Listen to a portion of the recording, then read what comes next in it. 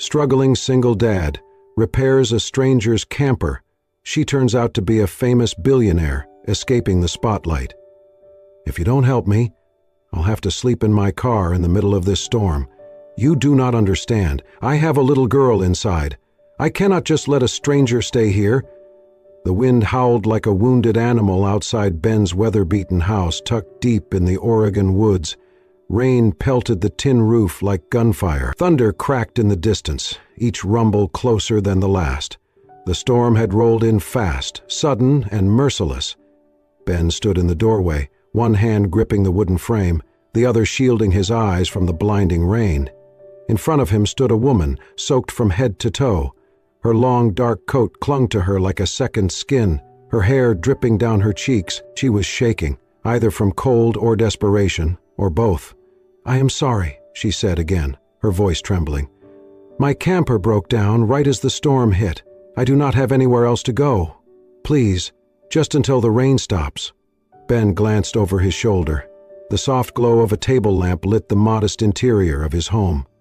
His daughter Lila was curled up on the old plaid sofa with a book in her lap, unaware of the drama unfolding outside. He turned back to the woman. Her eyes, large and pleading, caught his gaze. "I cannot risk it," he said, lowering his voice. "Not with my kid here. I do not know you." "I understand," the woman whispered, voice cracking. "But if I stay out there, I could freeze, or worse." He looked past her to the old camper parked awkwardly at the edge of his muddy driveway, its back wheel half sunken in the soft earth. The engine had clearly died mid-drive. It looked ancient, rust blooming along the bottom edges. The storm wasn't going anywhere tonight. Neither was she. Ben let out a long breath, dragging a calloused hand through his wet hair. "Fine," he muttered. "But just inside the porch, not in the main house." The woman nodded quickly, grateful. "Thank you, truly." He stepped aside, motioning toward the enclosed porch, a small space with a wooden bench and a few tools hung on the wall. It was dry at least, though drafty. She stepped in, dripping water onto the floorboards, hugging herself tightly. "What's your name?" he asked. "Allie," she said after a pause. "You?" "Ben," he replied gruffly. "Stay there. I'll get you a blanket." Inside, Lila looked up as he entered. "Daddy, who was that?" "Just someone who needs a place to wait out the storm," he said, grabbing an old wool blanket from the closet. "She's staying on the porch." "Is she nice?" Lila asked. "I do not know," Ben said honestly. "We'll find out." Back on the porch, he handed the blanket to Allie. She wrapped it around herself gratefully. "I'll figure out the camper in the morning. Just needed somewhere dry for the night." He nodded. "You're lucky you broke down near my place. Next house is miles from here." Allie gave a small, tired smile. "Lucky is not the word I would use today." They fell into silence, the storm still raging outside, battering the tin roof and walls. Ben stood there for a moment, uncertain, then turned to go back inside. As he reached the door, Allie's voice stopped him. "Thank you, Ben. I mean it." He hesitated, then nodded once before disappearing into the warmth of his home. Later that night, after Lila had fallen asleep, Ben sat by the window, watching the camper outside, its silhouette barely visible through the sheets of rain. He sipped his lukewarm coffee, mind racing. Who was this woman?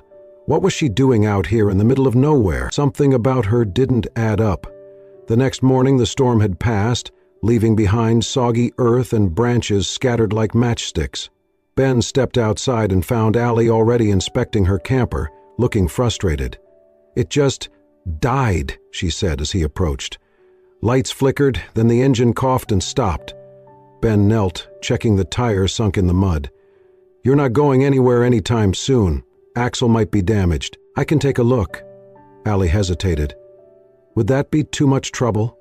He stood up, wiping his hands on a rag. "No trouble. I fix things. It's what I do." As he got to work, Lila appeared barefoot on the porch, her hair a wild morning mess. "Hi," she said shyly to Allie. "Hi." Allie smiled warmly.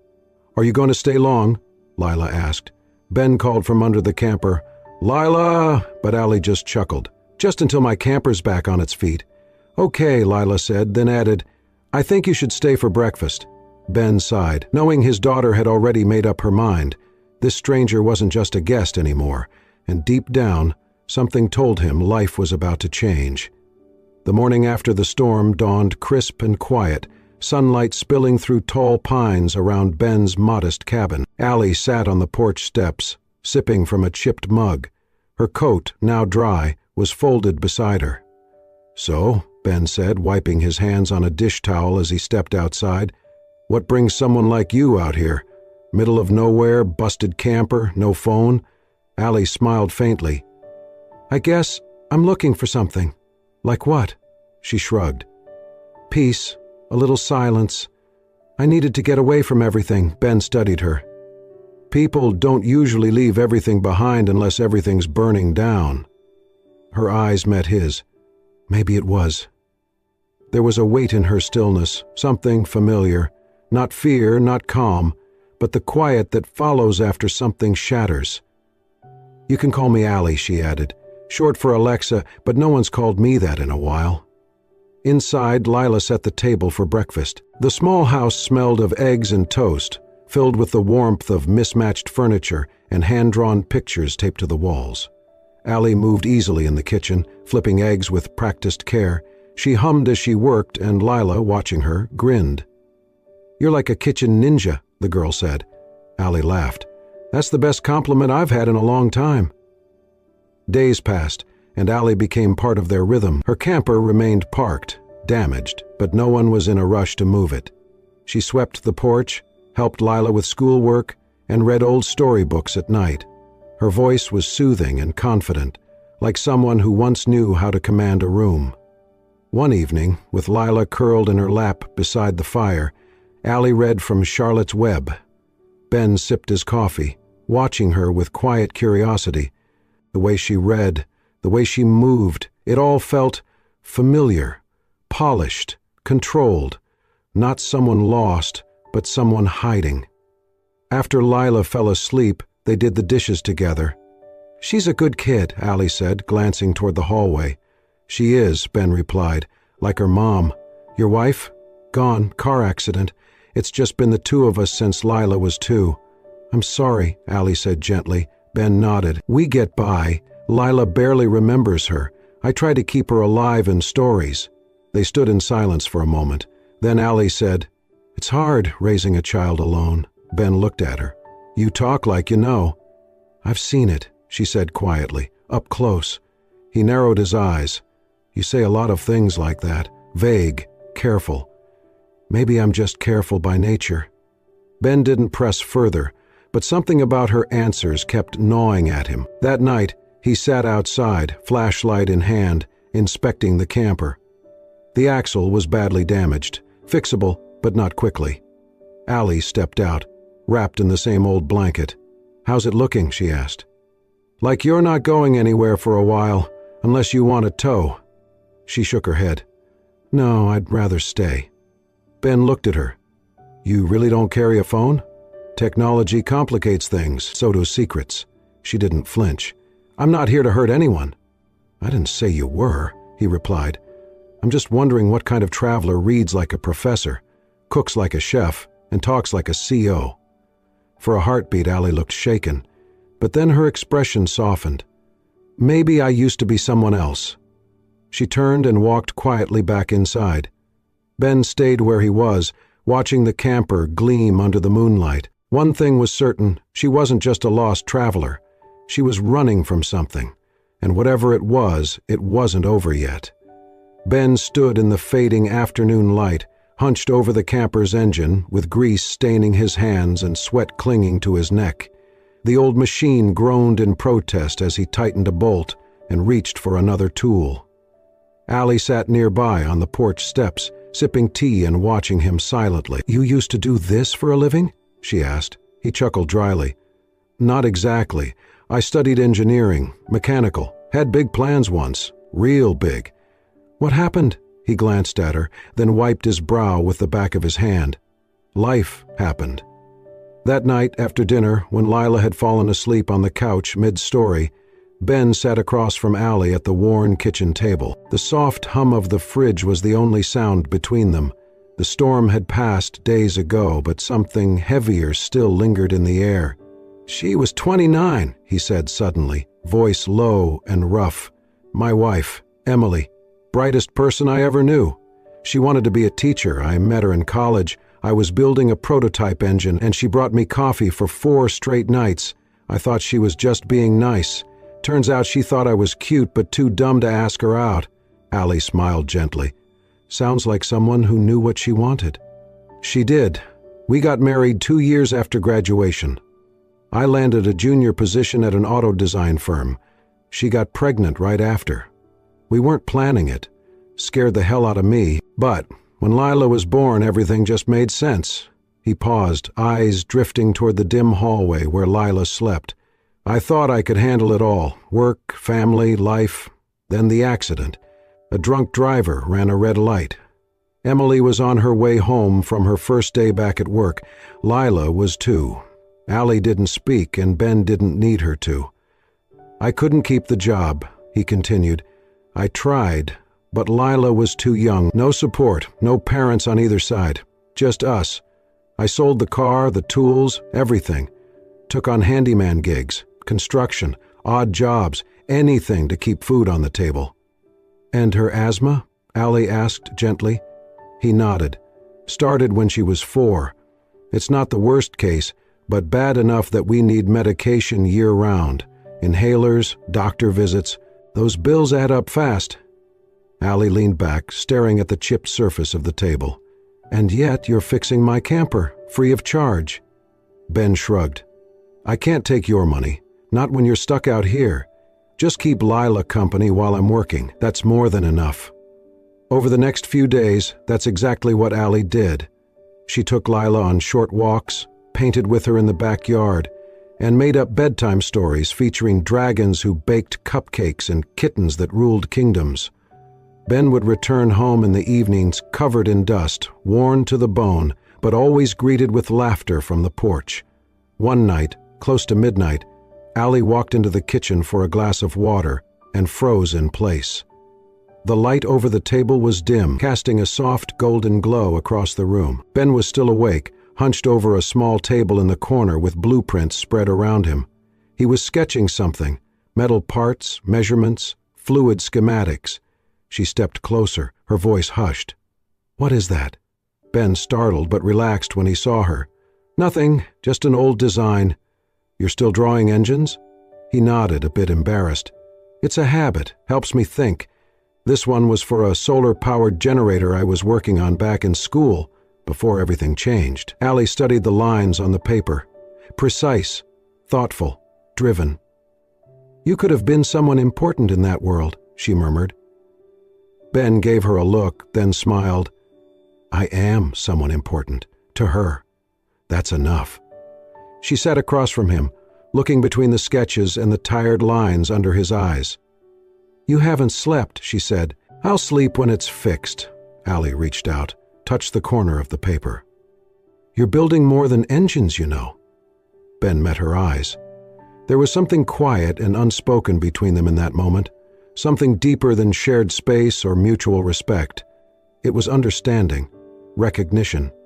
Later, alone in the camper, Allie lay awake. The silence outside felt heavier than usual. She stared at the ceiling, hearing the faint ticking of the wall clock in Ben's kitchen. She thought about the man hunched over those blueprints, still clinging to dreams in a world that had given him every reason to give up. And for the first time in a long time, she wondered what her dreams had cost her. Not the money, not the fame, but the silence, the kind that filled a small house deep in the woods, warmed by love, sacrifice, and the steady hands of a man who had chosen fatherhood over ambition. And somehow, that silence was louder than anything she had ever heard. It was a lazy Saturday afternoon when the truth began to surface. Lila had been playing in the attic, a dusty space above the living room filled with old books, forgotten Christmas decorations, and cardboard boxes stacked like miniature towers. Ben had told her she could explore as long as she did not break anything or fall through the ceiling. She had been up there for nearly an hour when her excited voice rang through the house. "Daddy, look what I found." Ben was under the camper again, elbow deep in the undercarriage. He grunted, rolled out, and wiped his hands just in time to see Lila bounding down the stairs, waving a crumpled old magazine. "Look," she said, thrusting it into his hands. "It's Allie. She's on the cover." Ben squinted at the glossy page. The magazine was from a few years back, Forbes no less, and there she was. Same eyes, same smile, hair styled and makeup flawless, but unmistakably the same woman who was now in his kitchen peeling potatoes. "Alexa Moreau," he read aloud. "Fashion's new queen, billion-dollar visionary." His heart dropped. Inside, Alexa, stood at the counter, humming softly, completely unaware. Leela skipped past her with a grin, holding the magazine like a trophy. "You're famous! You didn't tell me you were famous!" Alexa froze, knife midair. Slowly she turned. Her face paled. "Where did you find that?" "In the attic," Leela said. "Daddy kept a lot of old stuff up there." Alexa looked past Leela to Ben, who stood in the doorway, holding the magazine. Their eyes locked. "Mind explaining this?" he asked quietly. She put the knife down and wiped her hands, slowly, methodically. "I was hoping you wouldn't find out this way. But it is true," she nodded.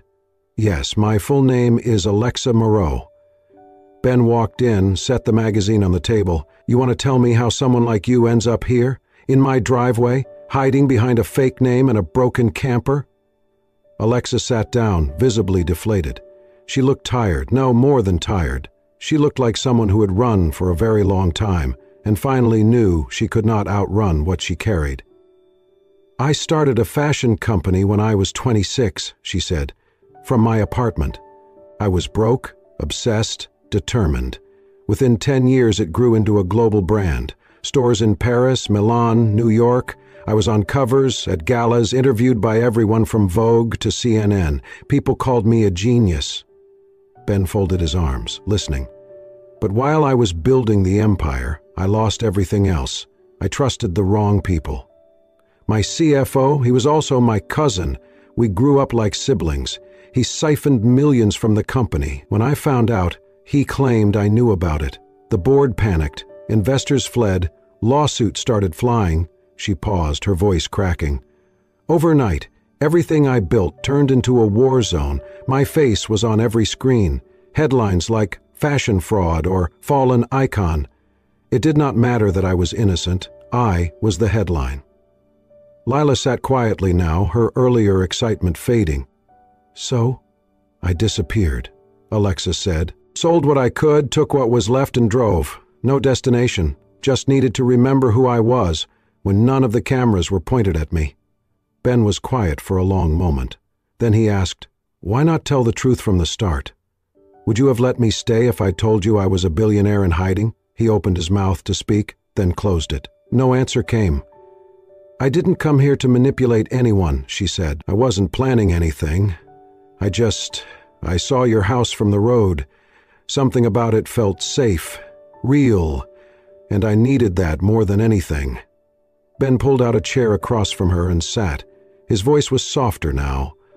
"So, what now?" "I do not know," she said honestly. "I do not have a plan. For once in my life, I do not want one. I want to wake up without fear. I want to read stories to a little girl and cook dinner and fix things that are broken, even if none of it is mine." Lila slid off her chair and climbed into Alexa's lap, small arms wrapping around her neck. "You're still my ally," she whispered. Alexa's eyes filled with tears and she held the child close. Ben watched them, the magazine still open on the table between them, its glossy finish catching the afternoon light. The woman in the photo looked perfect, untouchable, but the woman before him now, quiet, real, broken and trying, was someone else entirely. And maybe, he thought, she was finally finding the place where she belonged. The following weeks unfolded like a quiet miracle. What began as an awkward coexistence slowly, almost imperceptibly, transformed into something warm, steady, and deeply human. Alexa, no longer pretending to be someone else, let her guard down in small, meaningful ways. She woke earlier, helped prepare breakfast, and laughed more openly. She still avoided mirrors, still cringed when someone mentioned her past life, but there was something new in her. Peace, however tentative, had begun to take root.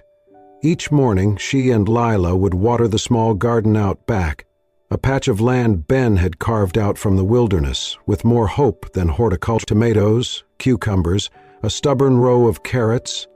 Lila named each plant like a pet, and Alexa, kneeling in the dirt beside her, seemed completely at home. "Do you think carrots get lonely?" Lila asked one morning. "Only if they're pulled too early," Alexa replied, brushing soil from her hands. "Everything needs time." Ben watched them from the porch, coffee in hand, a soft smile tugging at the corners of his mouth. They went to the farmer's market on Saturdays, where Alexa learned to haggle over fresh berries and pick out the best apples.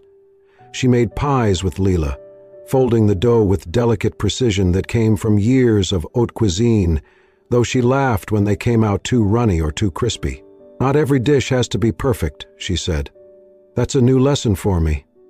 In the afternoons, she pulled out an old sketchbook from her camper. Lila was fascinated by it. The clean lines, the fabric swatches, the elegant drawings of dresses that looked like they belonged on red carpets. "Can you teach me?" Lila asked one day, wide-eyed. "I would love to," Alexa replied. They began with simple shapes, skirts, bows, patterns inspired by flowers and birds. Lila picked it up quickly, her imagination wild and colorful. Soon the walls of her bedroom were covered in their shared creations: princess gowns with sunflower prints, superhero capes made of glittering silk, and even a pair of overalls, fancy enough for tea.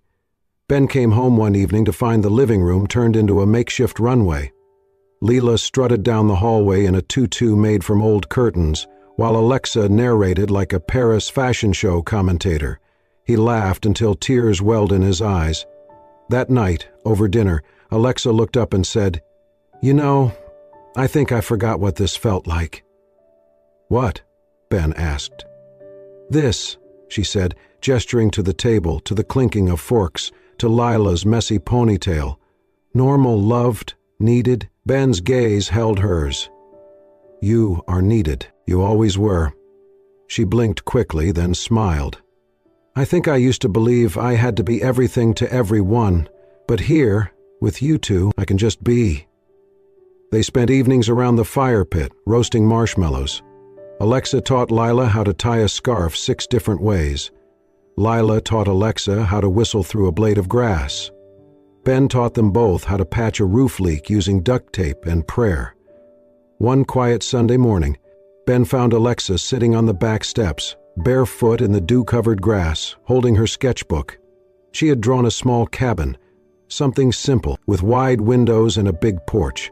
Next to it were 3 stick figures, a tall man, a little girl, and a woman with long hair. He looked at the sketch, then at her. "Is that your dream now?" She nodded. "It might be." He sat beside her. For a while they said nothing. Birds chirped somewhere in the trees. A squirrel darted across the fence. "I used to think family was something you were born into," she said. "But maybe it's something you choose, or something that chooses you." Ben reached over and gently closed the sketchbook. "Well, in that case, we're glad you got lost on our road." And in that still moment, without grand declarations or dramatic gestures, Alexa Moreau, fashion mogul, scandalized public figure, lost woman, began to believe in belonging again. Not to a world of flashing cameras or designer gowns, but to a kitchen with peeling cabinets, a garden full of names, and 2 people who had made space for her when she had nothing left to offer but her truest self. It started with a single photo. Someone at the farmer's market had recognized her, maybe not immediately, but enough to snap a picture from across the stalls and upload it online. The photo showed Alexa in a simple sundress, her hair pulled back, smiling as she handed Lila a basket of apples. It was warm, innocent, and unmistakably her. By the next morning, it was everywhere. "Alexa Moray hiding in Oregon. From runway to rustic, the fall of a fashion queen, exclusive billionaire found living with single dad and child. Ben heard the first car before he saw it, then another, then a van. They parked along the gravel road like vultures circling prey. Cameras, microphones, long lenses, all pointed toward the cabin like it was a crime scene. Ben stepped outside, shielding his eyes from the flashes. "Hey," he barked, "get the hell off my property." But they kept coming. Questions flew like bullets. "Ms. Moreau, are you living with this man? Are you still under investigation for embezzlement? Do you have custody of the child?" Leela burst into tears behind him, clutching his leg. "Daddy, I'm scared." Ben scooped her up and turned his back on the circus. Inside, Alexa stood frozen, her face drained of all color. "I'm so sorry," she whispered. "I didn't think anyone would—" Ben turned to her, his voice tight with fury but not directed at her. "We need to get them away, now." She nodded, but her eyes said it all. She had already made the decision. That night, the house was quiet again, though the reporters still camped outside. Alexa packed slowly, folding each item with care, her hands trembling as she placed the last of her sketchbooks in the camper. Ben leaned in the doorway, arms crossed, watching. "You don't have to," he said finally.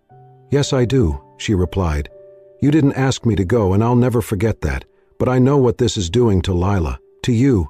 She doesn't want you to leave." Alexa's voice cracked.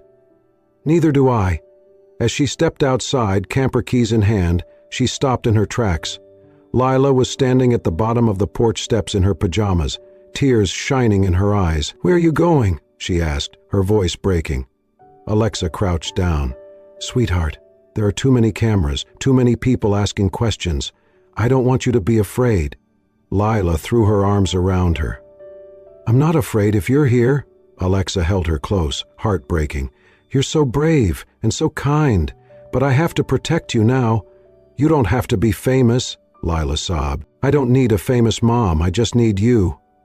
"I'll always be your ally," Alexa whispered, "even if I'm far away." Ben stepped forward, placing a hand gently on Alexa's shoulder. For a moment, the three of them stood there, frozen in a bittersweet silence, filled with everything that had been built and everything that had to be let go.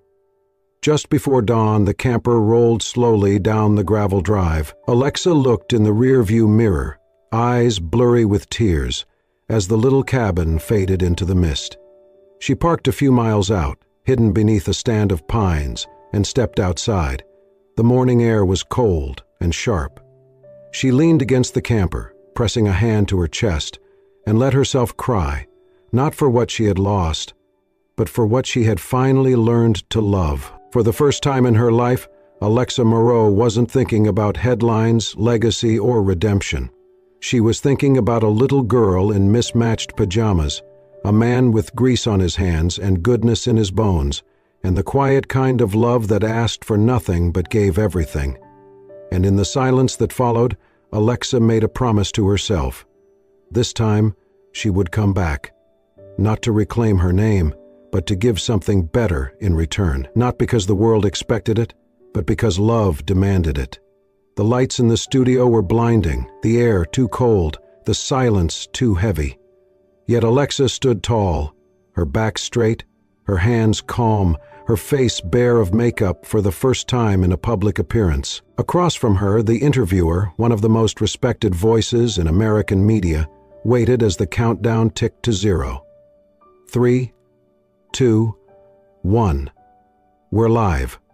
The red light blinked on, and Alexa Moreau faced the world she had once ruled.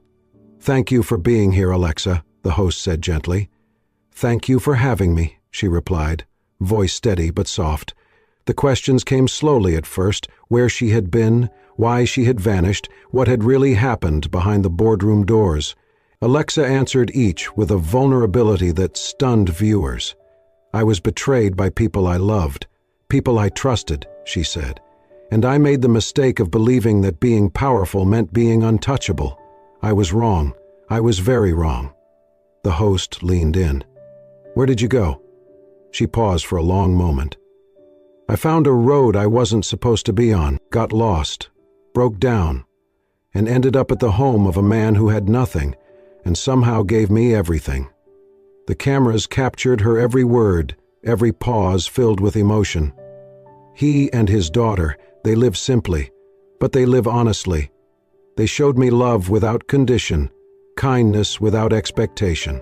In their world, I wasn't a name. I wasn't a brand. I was just Allie. A beat of silence passed before she added, "And for the first time, that was enough."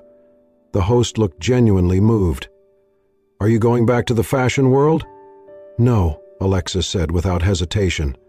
"I've spent most of my life building something that now feels meaningless. The company, the legacy, I'm letting it go. I've filed to dissolve Moreau Atelier, effective immediately." Gasps rippled across social media as the broadcast aired nationwide. "But I'm not walking away from everything," she continued. "I'm investing everything I have left into something that truly matters." She reached for a small envelope and slid it across the table. "This is the beginning of the Lila Foundation, named after the little girl who reminded me what innocence looks like. It's a nonprofit dedicated to supporting single fathers, working families, and children who are overlooked by the systems meant to protect them." The host blinked. "All of your assets?" "All of it," Alexa confirmed. "Every dollar, every property, every patent. If I want to rebuild my name, it will be through giving, not taking." Thousands of miles away, Ben stood in the green room of the New York studio, holding Lila's hand. Both were dressed neatly, Ben in a second-hand suit he had never expected to wear, and Lila in a dress Alexa had once designed just for her, now tailored perfectly to her size. When the segment ended, a staffer came to lead them backstage. Cameras weren't allowed, but Alexa had requested their presence for a private moment. The moment Ben stepped into the room, she turned and their eyes met, full of everything left unsaid. "You really did it," he said quietly. "I had to," she answered. "I owed it to you, to her, to myself." Lila rushed forward, arms wide. Alexa dropped to her knees to catch her. "I missed you," Lila whispered. "I missed you more," Alexa replied, tears brimming. Ben watched them for a moment, then walked over. He held out his hand, and Alexa took it without hesitation. "You didn't just fix your life," he said, his voice tight. "You stitched together something that was broken in us, too." He looked at her, eyes filled with quiet awe. "You didn't just repair that camper. You repaired our hearts." Alexa pressed his hand to her chest. "And you taught me that love, real love, isn't flashy or loud. It's steady. It's quiet, and it never asks for anything but the truth." Outside, 1,000 headlines spun, but inside that small room the only story that mattered was the one being written by 3 people who had found their way back to each other, not through fame or fortune, but through grace, humility, and the courage to begin again. Spring came gently to the woods of Oregon. The pines swayed in warm breezes, wildflowers bloomed along the fences, and the little house that once stood alone now had a new neighbor, a modest cabin with pale blue shutters, built with reclaimed wood and love. Alexa never went back to the mansion, the security gates, or the private jets. Instead, she returned to where her soul had healed, next to Ben and Lila. Her new home sat just across a narrow path from their old one, close enough to share dinners, stories, and morning coffee on the porch. Together, the 3 of them began building something that reached far beyond themselves. With the help of the Lila Foundation's initial funding, they transformed an old barn at the edge of town into a vibrant community center. It housed a small garage where Ben taught single dads how to fix cars and appliances, skills that brought both income and dignity. Alexa ran weekly creativity classes for kids, encouraging them to dream on paper and believe in their sketches. The center grew into a gathering place, a garden where children with tired eyes learned to grow tomatoes, a play area where laughter bounced off the walls, a room filled with donated books and makeshift cushions where story time became a sacred ritual. The old camper, once broken and forgotten, found a final purpose too. Alexa refused to scrap it. Instead, she and Lila repainted it together, turning it into the reading camper. It sat permanently under a maple tree behind the center, its inside walls lined with colorful books, cozy blankets, and twinkle lights. Every afternoon, children would pile inside, curling up in corners to read or listen as Alexa or Ben took turns narrating tales. It became a symbol, not of wealth lost, but of purpose found. One evening, as Alexa prepared dinner, Lila came home clutching a piece of paper. "It's my writing assignment," she said, handing it to Alexa. "We had to write about someone who changed our life." Alexa unfolded the page, her eyes scanning Lila's neat handwriting. "My mom, Allie, didn't give birth to me, but she gave me other things. She gave me bedtime songs and drawing lessons and a heart that always listened. She makes pancakes even when she's tired. She tucks me in like I'm the most important person in the world. Some moms are born into your life. Some moms are chosen. I chose her, and she chose me back." Tears welled up as Alexa finished reading. Ben stepped into the doorway and saw her expression. "What is it?" She handed him the paper, and as he read, he smiled through the mist rising in his eyes. Later that night, as twilight painted the sky in soft purples and golds, the three of them sat together on the porch. Lila leaned against Alexa's shoulder, half asleep, while Ben strummed gently on an old guitar. No headlines, no noise, no crowd, just a family born not of blood, but of bravery and love. A camper that once carried a woman running from herself now stood still, rooted in purpose, surrounded by laughter, and echoing with the quiet wisdom of a little girl who had reminded them all what it meant to come home. And so, from a broken camper on a stormy night to a home built on love and second chances, this is not just a story of survival. It is a story of choosing family, of healing in unexpected places, and of how the smallest kindness can change the course of a life forever. If this story touched your heart, reminded you of the power of love, or brought a tear to your eye, we invite you to join our community by subscribing to Soul-Stirring Stories. Here, we share true and inspiring tales that remind us all what really matters: faith, resilience, and the beautiful ways our hearts can mend. Subscribe now and let your soul be stirred, one story at a time.